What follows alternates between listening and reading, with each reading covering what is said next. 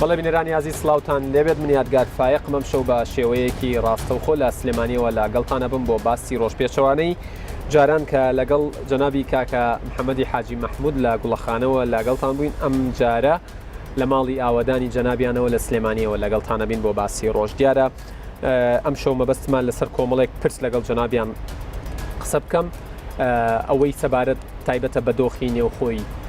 هەرێمی کوردستان پەیوەندی نێوان پارتە سیاسیەکان هۆکاری ڕێگنەکەوتنیان وەکو بە شێوەیەکی زاهری دەرئەکەوێ ئایا ئەبێ لە ئێستاە چی بکرێت ئەوەی تایبەتە بە هەڵبژاردنەکانی هەرێمی کوردستانەوە ئەوەی تایبەتە بە پرسی بوونی کورد لە بەغدا و کاریگەریەکانی و بێگومان قسەمان ئەبێت لە سەریادی بڵین 42 ساڵەی دامەزراندنی پارتی سۆشیال دیموکراتی کوردستان و ئەوان لەو ڕۆژەدا ئەو هێزی پێشمەرگەی کوردستانەی کە بەشدار بوو لە شەڕی دژە تێرۆر بەرامبەر بە داعش نمایشێکی سەربازیان کرد نەک مانۆڕێک بەڵام لەو کاتەوە قسەیەکی زۆری لەسەر کراوە مەبەستمە لە دەم و لە زاری جەنابیانەوە وەڵامی تەواوی ئەم پرسە وەربگرین ئایا ئەمە بۆچی بوو لە پێناو چی بوو و ئایا ئەمە ماڵجیاییە یاخود تەنها ڕێزلێنانێک بۆ لەو پێشمەرگانەی کە شەهیدیان داوە بۆ پارێزگاریکردن لە خاکی کوردستان بێگومان قسەشمانە بێت لە سەر دۆخی ئێستەی کوردستان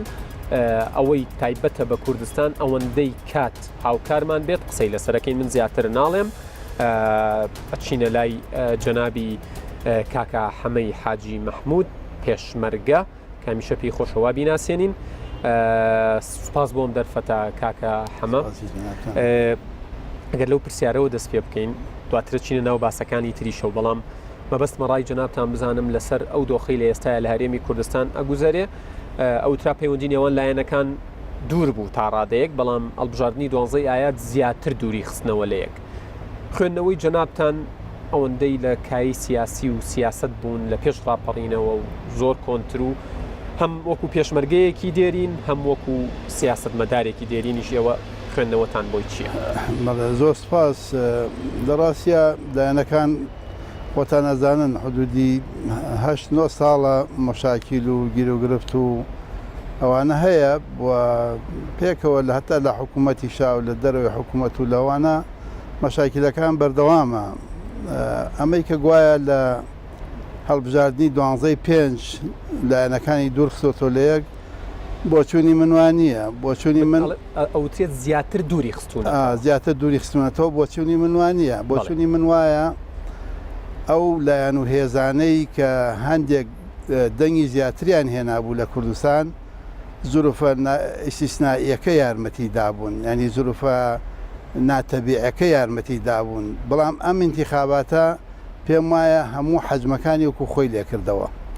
هەم یەکێتی نیشتمانی و پارتی دیموکراتی کوردستانی بردەوە حەجمەکەی جارانی خۆیان ئەوانیشی بردەوە حەجمەکەی جارانی خۆیان وەرەم پێم وانە حەقی زۆر گلەیی بکەن ڕەنگە هەندێک قایمەی تازە و ئەوانە هاتوۆتە پێشەوە ئەوانەش خۆی بۆ خۆی توانی هەندێک لە نەخشەکان بگۆڕێ و گۆڕانکاری تێدا بکە بەڵام لە ڕاستە ئەبێت هەموو کەسێک پێش انتخاباتەکان ئیمزاشیەکەن نەزانام ناوێکیان لێ ناوە ئەوەی چی شەرەف وانە بەڵام دوایی کەسی لیزاوی پێوە ناکات لە ڕاستە ڕەنگە مەسەلا خروقات کراوە لە 92 تا ئێستار کراوە مشکلە بووە گەو بووە بەڵام کورسیەکانی کوردستان دابش بووە دیارە لە کوردستاندا لە عێراق دیارە لە کوردستان دیارە کورسیەکان دابش بووە لەسەر 2 زۆم لە منتیقەکەدا ئەم 2 زۆمە لە 92 تا ئێستا ڕەنگە یەکیان 2 کورسی جابێ ئەویان دوانی کەم بێ ئەوەن لەوە زیاتر نییە ئەو کورسیانە لە هەر ناوچەیەکیانە کەم و زیادەکات لەسەر کەسەکانی تری تازە کەم و زیادەکان نەک لەسەر 2 هێزەکەی کوردستان باشە کەواتەر وەکو باسیەوە هاتە پێشەوە زۆر لایەن لە دوای هەڵبژاردننی 12 ئایارەوە باسییان لەوە کرد کە غەدرێکی زۆریان لێکراوە ساختەکاریەکی زۆریان بەرامبەر کراوە بەڵام لە دوای ئەنجامدانی ئەمەی پێوترێ هەژماری دەستی عەد و فەرزی دەستی هێشتا هەر پێیان وایە کە یعنی ئەنجامەکان ئەو ئەنجامە نییە کە ئەوان چاوەڕێیان کردووە بە بڕوای جەنابتان وەکو لە قسەکان تا هەستم کرد تێبینی ئەوەم کرد ئەوەی بەریان کەوتووە قەبارەی ڕاستەقینەی خۆیانە و غەدریان لێ نەکراوە ڕەنگە هەندێشت کراوە بەڵام خۆی بۆ خۆی تۆ مەسەلا دووسێ مانگ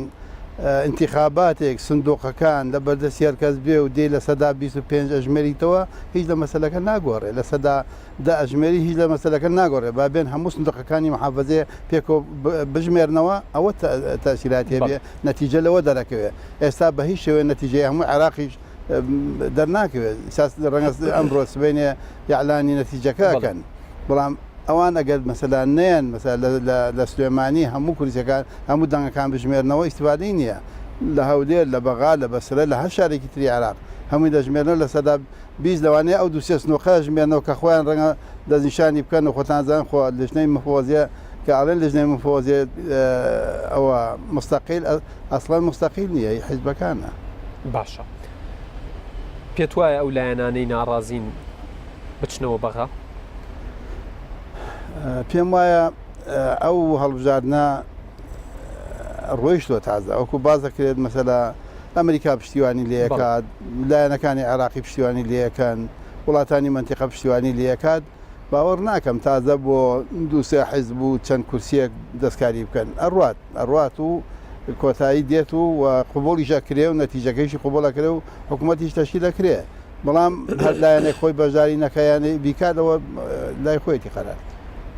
هەی ناوەستی حکوومەتی عێراقی لەسەر هیچ کەس ناوەستی کەواتە ئەم نەوەستانە بای ئەوەیە کە هەموو لایەنەکانی کوردستان بچنەوە بەغا کەس بایکۆتی نەکە هیوادارم هەمووی پێکەوە بڕات بەڵام من دوێنێ گوێم لە کۆمەڵێک تەسلیحاتی ئەوە کتلەی یا بڵێن قایمەی حیکمە بوو و لەگەڵ قایمەکانی تراوتیان ئێمە لە کوردستان دوو حیزب لەگەڵ مانان ڕێکەوتوین و ئیتر ناواسین لەسەر کەسی در من وا تێگەیشتم لێ ئەوە یەکێتی و پارتی باسیەکەن کە پێویستە بچنەوە بەغاوە تەنانەت بەبێ لایەنەکانی دیکەش ینی سەردانی بەغایان کردو و تا ڕادێک دانوستاندن دەستی پێ کردووە شتێکی باشیان پێویستە لەگەڵ لایەنەکانی دیکە بڕۆن خۆی ئەگەر هەموو پێکەوە بن باشترە گفتوگۆکان لەگەڵ هەموو لایەک بێ باشترە خەت بەسەر هیچ هێزی و لایەنەکان نێنرێت ئەگەر یەک کورسیشیە بێ لەگەڵ هەموو بچن باشترە بەڵام خۆ ئەگەر لایەنێ خۆی ئامادە نەبێت یا خۆی نەڕات ئەوە خۆی لێ مەسئولە خۆی قەرار لای خۆیەتی من پێم وایە کورد بە وەزعی کە هەیە ئەگەر هەمووی پێکەوە بێت دەتوانن شتێکی باش بکەن لە بەغا و یەکێتی پارتی لەو وڵاتە مەسئولن چەندێک بتوانن ئەگەر ئیمتیازیان بە حیزبەکانی تریش داوە کەس جێنێڵن باشترە ینی دەستبەرداری هەندێک پۆستی خۆیان بن لە پێناو ئەوەی کە لە سیاسیەوەی ڕازی بن چونکە هیچ لە مەسەلەکە ناگۆڕێت چەندێک حەزیەکە یەکی یەک وەزیریشیان هەبێ هەر ئەوان مەسئولن لە وڵاتە لە بەرەم پێم وایە هەر چەندێک پۆستی واز دەبێنن هەر بۆ خۆی هەر ئەوان مەسئولە بن و لایەنەکانی تی ڕازیەکەن لەگەڵ خۆیان باشە جگە لە ئیمتیاز و پلە و پارەی پۆستە باڵاکان ئەو پۆستانی لە بەغامانە لە پەرلەمانتارێک و بەڕێوەبەرێکی گشتیەوە تاگاتە وەزیر و جێگری سەرۆک وەزیران و جێگری سەرۆک پەرلەمان و سەرۆک کۆمار جگە لە ئیمتیازاتی مادی ئێمە لە بەغا چی ترمان دەسەکەوێت من پێم وایە باشە ئەو خوشک و بەرانی کە لە بەغا بوون خۆیان پێی ژیاون و ڕەنگە شتێکیان بۆ خۆیان کردبێت خراپ نییە ئەویان کردووە بەڵام وەکوشت بۆ خەڵکی کوردستان و بۆ میلەتەکە و بۆ ئەوانە مەسلەی میزانیە نەیانتوانیوە ئەگەر کەمی نەکرد بێت زیاد بنەڕەتیشە بۆەوە چونکە شت بۆ خەڵکی کوردستان بەڵێ ئەوەی کە کەمی نەکرد بێ میزانیە زیادی نەکردووە نەیانتوانی لە بەغدا ڕێکەوتن نامەی 75 جەزائیر هەڵوەشێنەوە کە زۆر ئاسان بوو پێکەوە لە بەغا قەرارێک کۆبوونێک قەرای لێبدا ئێستا لە بیارە نیوەی خانووی ماڵێک کەوتۆتە دیوی ئێران و ناتوانێت بچێتە ناو خانۆگەی خۆی ئەبێ پەیجەی داناوە لەو دیوە لە تەوێڵەوە ئاوێسەر هاتووەتە ناو تەوێڵەوە واتە دەیان کیلۆمەتر ئەرزی ئەم وڵاتە لە 75 تەسلیمی ئێران کراوە سەدام لە پێناوی بەرژەوەندەکانی خۆیان نەیانتوانی ئەم قەراری 75 لە بەغا 14 ساڵ هەڵوەشێنەوە نەیانتوانیوە قەراری ڕێکەوتنی تورکیا و عێراق کە ڕێکەوتون لە 84 30 کیلۆمەتر تورکیا بێتە ناو عێراقەوە ناتوانانی ئەم قەرارە هەڵوەشێنەوە ئێستا تورکیا پێویستی بەوە نییە پرسی حکوومەتی عێراق بکات چونکە اتفاقی لەگەڵ کردووە ئەگەر پەرلەمان هەڵی بۆشاندایەتەوە هەموو ڕۆژە هاواری لێڵ ناسێ بڵێ تیارە هات لەکوێی دا و تورکیا هاتە ناو وڵات ئەو کاتە با لە بەغا ئەوەندان پەرلەمانانە هەڵیان بۆشاندە بێتە ئەم دەستکەوتەمان بۆ کورد و بۆ خەڵکی عێراق بەدەستێناوە ئەمانیشان پێ نەکرا ناتوانانی پێشمەرگە بکەن بە قانونی و پێشمەرگە یارمەتی پێشمەرگە بدەن پێشمەرگە تا ئیستا خۆشیان بە پێشمەرگە ئەڵەن میلیشیا ئەوانەی کە لە بەغدان زۆریان ئەڵەن میلیشیا بەڵام دەنگیان بۆش حەسی شعبیدا کە حەسی شعبی لە ماوەیەکی کەما بە قەراری مەرجەعیە دروست بوو لە عێراقا وەکو قارچکی بندار هەڵقوڵی کردیان بە قانونی و بە شەرعی و ئێستا هەموو امتیازاتێکی عێراق وەرەگرێ و پێشمەرگە بێت لە دوورە سەری بکە من تێناگەم لەوانە شتێکی تر مەسەلەی ناوچە دابراوەکان و 140 بوو ئەویی بۆ نەکراوە میزانەی کوردستان بوو میزانەی کوردستان پارە کەسیان ناو پەرلەمانە نەبوون میزانیار بە کوردستان دانرا واتە جگەل لە سەفەرکردن و هات و چۆ ئەوانە من ڕێزمەیە بۆ هەمویان باوەڕ ناکەم جگەل لە شەڕە قسە بە هەندێکشان تەمەندە بەغات دەورێکی خراپ و سەلبیانە بوو دژی کورد بوون دژی کورد بوون دژی حزبەکان بوون لە کوردستان دژی حکوومەتی هەرێمی کوردستان بوون داوایان لە حکوومەتی هەرێمی کوردستان لە حکوومەتی بەغداکەن میزانەی کوردستان ببڕێ ئەنواعی ئەوەی لە دەستیان هات دژی لەگەڵ پارێزگاکان بەجیاجیا بەڵێت زۆریان تەمان بەشێکی زۆریان ئەوە دەوریان بەو شێوەیە بوو لە بەغدا هەنێکیان داوایان کردووە بەڵگەشەیە کە شایستە دارایەکانی جوتیارانیش نەنێرێت بڵێت ناهتا داوایان کردووە هین کۆمەڵایەتی ئەوەی خەڵکی فەقیر و هەژار پارەیەک دێ بۆیان بڵێ وتیان هەچی ئەوانە دین بکەن حکوومەتی هەرێم ناچارە بێت تەنەزولتان بۆ من ئەمانە هەمووی معلوماتی سەردەسەرمەیە هەمووی وەسایخم لایە هەموو شتێکەوە بەڵام لە نەتیجەیە شتی چاکیان بۆ خۆیان و بەڵام بۆ خۆیان بۆ کوڕڵ کوردیان شتێکیان کردو باوەڕ ناکەم باشە بۆ کچەکسیان بۆ کوڕی خۆش بەڵێ ئایتر ماشەڵام ویان استفادەیان هەندێک باسی تر هەیە ئەیکەین دواتر دێنەوە ناو کوردستان بۆ قسەکردن دیسانەوە لەسەر پەیوەندی نێوان لایەنەکان ئێوە لە پرۆژانی ڕابردوو یادی 42هەمین ساڵ ڕۆژی دامەزراندنی حزبەکەتان کردەوە ئێمە پیرۆزباییتان لە یەکەین بەڵام لەوێ ئێوە نمایشێکی سەربازیتان کرد زۆر قسەی لەسەر کرا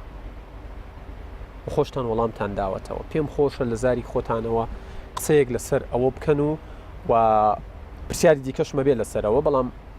ئەو وەڵامانە چیەوە هەتانە بۆ کەسانەکە قسەیان لەسەر کرد خۆی ئێمە حزبی سۆسیالی جەنابتان ئاگادار ئێمە یەکەم جار نییە نمایش بکەین ئێمە مانۆڕی عسکەریشمان کردووە پێشتر ئێمە لە ساڵی 92 لە 5/3/92 بۆ یەکەم جار لە کوردستان لە ناو شاری سلێمانی لە جادەی سالم تاکو گەیشتە ئەو کاتە حەسیب ساڵە بوو ئێمە ئەوە هەموو خەڵکی ئەو شارە ئازانن ئێمە زیاتر لە 200,000 پێشمەرگە بەشداریان کردو بە چەک و بە هەموو ئیمکانەتێکەوە لە سلێمانی کردومانە دوایەوە لە نەوەدەکانە 34 جار لە سەی سادەق و لە شارە زۆر ئێمە نمایشمان کردووە جگە لەوە مانۆڕی عسکەریمان کردووە چەکمان بەکارێناوە پێشمەرگەی تیا بریندار بووە چەکی گەورەمان بەکارێناوە ئێمە خۆمە یەکەم جار و دووەم جار و ئەوانە نییە ئەم جارە ئاوای لێک ئەم جاریان تەبان ئەم جاریان دووسێ حاڵەت بوو حاڵەتی یەکەم یادی 42 ساڵی حزبی سۆسیالیست بوو دووهەم لە دوای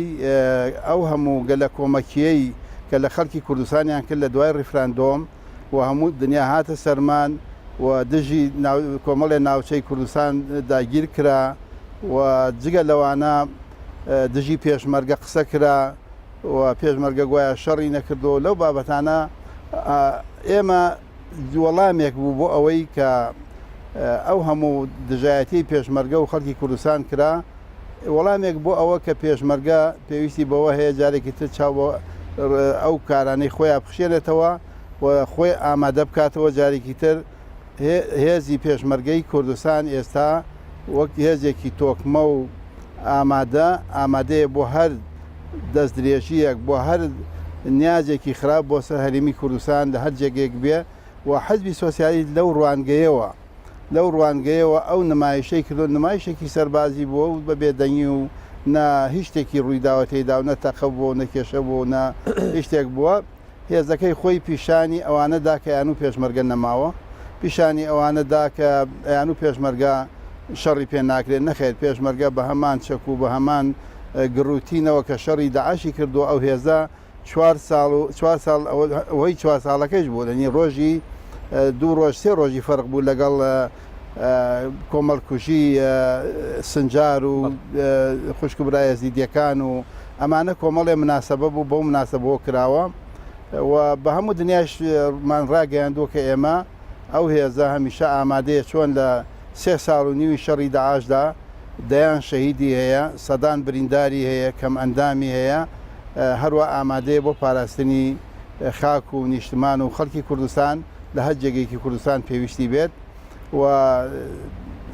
ینی هێزێکە هێزی میلەتە هێزی خەڵکی کوردستانە هێزی پێشمەرگەیە هێزی پێشمەرگەی کوردستان خۆتان نەزانن هەتا لە کاتێکە ئەوانەی کە باسی ویانە کرد حکوومەتی بنکە فراوانەیە کە بەڕاستی سەرەوەی فراوان بوو بنکەکەی زۆر باریک و تەسک بوو بۆیە وای لێهات ئەوان وەزارەتیان دابەشە کرد ئەو هێزەی کە دوێنێ ئەو نمایشەی کردووە ڕەبایی دابەشە کرد لە جەبهەکانی شەردا. ئەمە پێچەوانەی هەوڵەکان نییە بۆ یەکگرتنەوەی هێزی پێشمەرگەی کوردستان؟ نا ئێمە ئەو جارە یەکەم ئێمە خۆمان پێشنیارمان کردووە ئەوە مەکتەبی سیاسی یەکێتی نیشتمانی کوردستان ئەوە پارتی دیموکراتی کوردستان نامەی ڕسمیمان داوا لێ کردوون بۆ یەکەی هەفتا بۆ یەکەی هەشتا هەڵێن ئێمەش هێزێکمان هەیە ئەم هێزە لە شاخەوە پێشمەرگەن تا ئێستا پێمان باشە بەشێک ئەلبەتە بەشێکی ماوەتەوە ئەم هێزەشمان بە کاملی بچێتە چوارچێوەی وەزارەتی پێشمەرگەوە داوامان لێکردن خۆمان بەڵام بەشێکی زۆری هێزەکەمان لە چوارچێوەی وەزارەتی پێشمەرگەدایە لە وەزارەتی ناوخۆیە و هێزی ڕسمی ئەو وڵاتە نەمویان. باشە وەڵامتان چییە بۆ ئەوانەی کە پێیان وتن ئەمانە میلیشیان؟ ئێمە پێمان وایە ئەوانە چون میلیشیا حەزی شعبی بوون کە ئەوان دەنیان بۆدان لە بەغدا ڕەنگە لە مەفهومی میلیشیا تێ نەگەیشتون میلیشیا چییە؟ من خۆم بە میلیشای میلەتەکەی خۆمەزانم میلیشایانی هێزی میلەت هێزی میلەت ئەو هێزە بوو ماوسی تۆنگ سینی پێ ئازاد کرد میلیشیا ئەو هێزە بوو وەشیمینا ڤێتنامی پێ ئازاد کرد ئەوە بوو لە بەنگڵادیشی ئازاد کرد میلیشایانی هێزی میلەتە ینی هێزی خەڵکە میلیشای تا فەلەستینیەکان میلیشیان بۆ بە ئەوان ناڵێن میلیشیا ینی هەموو ئەوانەی کە لە قۆناغی یەکەم و دووەم و ئەوانەدا هێزی میلەتن ئەوانە لە فەڕەنسەش میلیشیا بوون هەموو ئەمانە میلیشیان جا ئەمانە ڕەنگە لە میلیشا تێنەگەن میلیشا ئەوان بە جنێو بەکارهێنن بەڵام من خۆم شانازیەکەم من خۆم شانازیەکەم کە میلیشیام لە کوردستان چونکە پێشمەرگەی میلەتەکەی خۆمم هەر کات پێویستی بێ دیفاعی لە یەکەم لەبەرەوە میلیشیا خراپ نییە بەڵام تۆ ئەتوانی لە میلیشیا لەو خۆناغە بیگوازیتەوە بۆ خۆناغێکی نیزامی ئەو کاتە خۆناغە نیزامەکە ڕەنگە ئیتیمانەتەوەیەکەی کەمتر بێ ئیتیمان نیشتمانەکەی کەمتر بێ بە ڕوتبەکە و بە معاشەکە کارەکات جێیشی هەموو زۆربەی وڵاتان ئەگەر ڕوتبەکە و معاشەکەی لێ بکەرەوە شەڕت بۆ ناکات بەڵام ئەم معاشیش نییە هەروە خۆی بە کوژەدا باشە کرێ خانێکی پێ نادرێ خۆی بە کوژەدا. باش یەکێتی نیشتیمانی کوردستان هێزی هەفتای یەکەی هەفتای هەیە پارتی یەکەی هەشتای هەیە لایەنی سیاسی تریش بە نائاشکرا هێزیانەیە هێزی سیاسی دیکەشمان هەبوو لە ماوەی ڕابردوو بە نیمچە فەرمی باس لە واکرا کە هێزی چەکدار دروست بکات بەڵام کە ئێوە نمایشێکەکەن زۆر قسەی لەسەرەکرێت پێم وابێ ئەوە وەڵامیشتان داونەتەوە بە فەرمی بەڵێ ئێمە وەڵامی دراوەتەوە ئەو دەستگایە یا ئەو کەناڵە کە قسەی کردو وەڵامیان دراوەتەوە ئێمە لەگەڵەوەشە لە ڕاستیە کاگەرگار ئێمە چۆن یەکەی هەفتا هەیە یەکەی هەشتا هەیە ئێمە یەکەیەکمانەیە بەس ئێمە ناومان نەناوە یەکە شتێکمان ناو نەناوە بەس ئێمە هەموو پێکەوە لە شارنەوە دوێک هاتوینەوە هێزمان هەبووە هەموو پێکەوە هاتوینتان وڵاتە خەڵکی ئەم وڵاتین ئەوەی ئێمە شەقی ژیانی هەیە لە وڵات هەقە لە چوارچێوەی وەزارەتی پێشمەرگەدا ڕێک بخرێت و هیچ درێخیشی نەکردووە تا ئاخر جاری لە کەرکوو خوێنی ڕشتۆ خوێنی یاوە ئەنی ئەوی شەقی خۆی هەیە ئێمە خۆمان داواکەین هەموو ئەم هێزانە کۆ بنەوە لە چوارچێوەی وەزارەتی پێشمەرگەدا ڕێکیان بخەن ئێمە ئەو چەکەش ئێمە چەکی خۆمانە ئەو چەکانە لە شەڕی چەکی نوێتان بەکارنێنەوە ئێمە چەکی نوێمان هەر چەکی نوێمان نییە ئێمە ئەو چەکانە چەکی شەڕی ئێران عێراقە چەکی شەڕی عێراق و پێشمەرگەی بە هەموو بە غەنیمەت لە عێراقمان گرتووە ینی چەکی تازەی زۆر کەم تێدایە ینی هەمووی چەکی دەستی دوژمنە و ڕژێمی عێراق ئێمە گرتومانە داعاشیش لەو داوای هەندێکمان گرتووە چەکیەوە باش هیوادارم ینی وەڵام وەرگیرا بێتەوە بۆ ئەو پرسە چکە کات هاوکار نییە ئەبێ بچینە سەر پرسێکی دیکە سەبارەت بە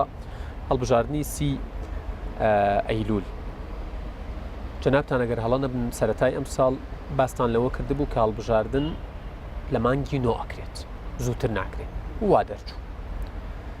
پێت وایە هەڵبژاردن ئێستا دوای تێپەڕبوونی حەوت مانگێک هێشتا ئەو ڕایەتە یەک هەڵبژاردن لە 30 ئەیلول بکرێت خۆی من ئەو کات هێشتا قەرار نەدرا بوو تاخیر بکرێ بەڵێ وتم تاخیرەکرێ و خرێتە مانگینەوە بەڵێ ئێستا لە ڕاستیا هیچ حیزبێک جورئەتی نییە بە ئاشکرا بڵێ تاخیری بکەن بەڵام زۆربەی حیزبەکان آخر محاولەکەن تاخیری بکەن آخر ئەو قسەی کاقوبات تاڵبانی جێگیری سەرۆکی حکوومەت من گوێم لە کەسیان نەبووە لە ڕاستیە گوێم ئەویش واڵێ ئەڵێت ینی زۆربەی پارتە سیاسەکان پێیان خۆشە دوا بخرێت بەڵام ناوێرن زۆربیان پێیان خۆشە تاخیری بکەن بەڵام گوێم لە هین نەبووە مەسەلا کەسیان نەبووە بە تایبەتی پارتی دیموکراتی کوردستان تا ئیسای شوورە لەسەرەوەی کە بەڵێ پارتی دیموکراتی کوردستان ئەگەر هەڵەنە کۆمەڵی ئیسلامی کۆمەڵی ئیسلامی تا ئیسا سوورە لەسەرەوەی کە لە کاتی خۆیان بکرێت ئێمە سووری لەسەرەوەی بێت لە کات و وەختی خۆیان بکرێت بەڵام هەندێک لایەنەکان کە ئەیێنن و ئەیبن و قسە ئەکەن و پێچی تێخەنەوەوانە دیارە پێیان خۆشە تاخیر بێت من پێم وایە تاخیربوونی ئەوە ئیسا ئەوە خەریکە 4 مانگی ماوە بێتە 5 ساڵ پەرلەمان خۆی قانونی پەرلەمانی کوردستانە بێت 4 ساڵێ ینی هێشتا بە 4 ساڵەکەش ئەم برادرانە واز نایرن لە پەرلەمان 8 مانگیان خسە سەری ئێستا 2 ساڵی تی بخەنە سەری ئێستاگەش تەنها شتێکی گرنگ وەکو ئەوترێت قسەی لەسەرەکرێت پرۆژه یاسای چاکسازی بوو تا ئێستا کەوتۆ کەس ناچێ بەلای پرۆژه یاسای چاکسازیان نەکرد تەنها 2 پرۆسیان کرد 2 قەرار بوو پێم وایە یەکیان مەسلەی تیرۆر بوو یەکیان مەسلەی هەڵواسینی سەرۆکایەتی هەرێم بوو ئەو دوانیان کردووە ئیتر مەسلەی چاکسازی نەیان کردووە لەسەر کەمکردنەوەی معاش بە ئەوەی کە باسی چاکسازی و کەمکردنەوەی معاش یەک لایەن یەک فراکسیۆنی پەرلەمانی کوردستان ئامادە نییە کەمی کاتەوە ئەوەی لە دوورۆ ئەیڵێن ئەچوونە ژوورەوەڵێن مەگەر بەسەر جەنازەکەمانە بڕۆن معاشی خانەنشین و معاشی فلان و فلان کەم کرێتەوە ئەوەی لە دەرەوە ئەیڵێن ئەسوە سازی نییە ئێمە معلوماتی سەردەستە دمێ لەگەڵیانە لەسەر مەسلەی تاخیرکردنیش محاولەتەکان زۆرە بۆ تاخیرکردنی محاولەتەکان بای ئەوەن کە سەر بگرن خۆی جورئەت نییە بیڵێنە ناو ناوی ئەمریکا هاتە نییە ئەمریکا داوای نەکردو من لە باتی هەموو خەڵکی کوردستان و هەموو حیزبەکان بە هیچ شێوەیە ئێمە ئەمریکیەکانشمان دیوە ئەمریکەکان بە هیچ شێوەیە لەگەڵ تاخیربوونیانی بە هیچ شێوەیە دواخستنی هەڵبژاردننی 30 ئەیلول لە بەرژەوەندی کێ وڵات لە بەرژەوەندی ئەو مەجموعە خەڵکێ لە ناو پەرلەمانان چەندمانێکی ترە درێژە بۆ ئینتیازات و شوقە و وێلا و سیارە و سەفەرکردن و ئانادەن لە بەرژەوەندی کەس نییە ئەگەر لە بەرژەوەندی میلەت بێ انتخابات بکەن ئەگەر لە بەرژەوەندی حیزبەکانیش بێ ئەبێ حیزبەکان بێن پەرلەمانێکی نوێ حکوومەتێکی نوێڵ بژێرن کێشە و مشکلەی 4 ساڵی ڕابردوو کۆتایی بێ بەسمە وەڵامی و پرسیارە بەڕوونی وەربگرمەوە پێت وایە ئەوانەی هەوڵە دەن دوای بخەن هەوڵەکانیان سەر بگرێ من پێم وانە بە ئاسانی سەر بگرێ بەڵام ڕەنگە مەسەلاگەر هەندێک لایەنی کاریگەر لە کوردستان مەسەلا لە بینی یەکێتی و پارتی ئەتوان خراپدەندەوە مەسەلا پارتی بڵێ من بەرژاری لە انتخابات ناکەم ناکرێت یەکێتی نیشتمانی بڵێ من بەرزایی لە انتخابات ناکەم ناکرێت ئەو دوو حیزب ئیتر باقیگەری هاوڕێیان ینی بواری یەک پرسیارم بنێ چونکە لە تەوەرەکان دامناوە سوپاسانەکەم سوپاسی کاکە حەمەشەکەم گەر زۆر بە کورتی وەڵامم باتەوە زۆر قسە لەسەرواکرێت کە نزیکبوونەوەی یەکێتی و پارتی خراپە بۆ وڵاتیان یاریێمی کوردستان ئێوە لەو بارەیەوە ڕاتان چێ بە پێچەوانەوە من پێم خۆشە چەنە یەکێتی و پارتی لە یەک نزیک بێ ئەوەندە بۆ خەڵکی کوردستان باشترە یعنی ئەوە حاڵ بۆم 4 ساڵە ئێمە بەڕێمان کرد ئێستا خەڵکی کوردستان بە پێچەوانەوە ئەڵێ خۆزگە بە 50-50کە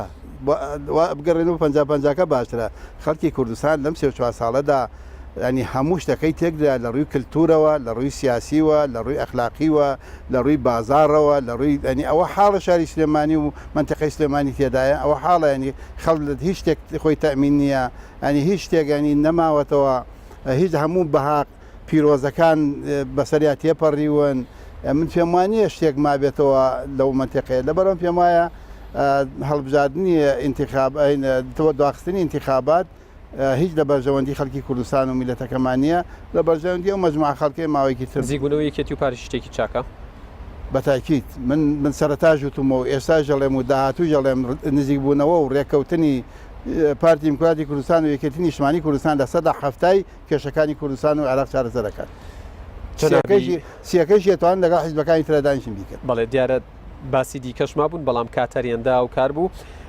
جەنابی کاکە محەممەدی حاجی مەحموود زۆر زۆر سپاس بۆ ئەو کاتەی بە ئێمەت بەخشی سپاس بۆ زانیاریەکان هەر بژین بەڵێ بینەرانی یازی سوپاسی تەواوی هاوکاران مەکەم لە سلێمانی و لە هەولێر تا باسی ڕۆژێکی دیکە ئێوە و کوردستان لە ئەمانەتی خوادا بن کاتێکی خۆش.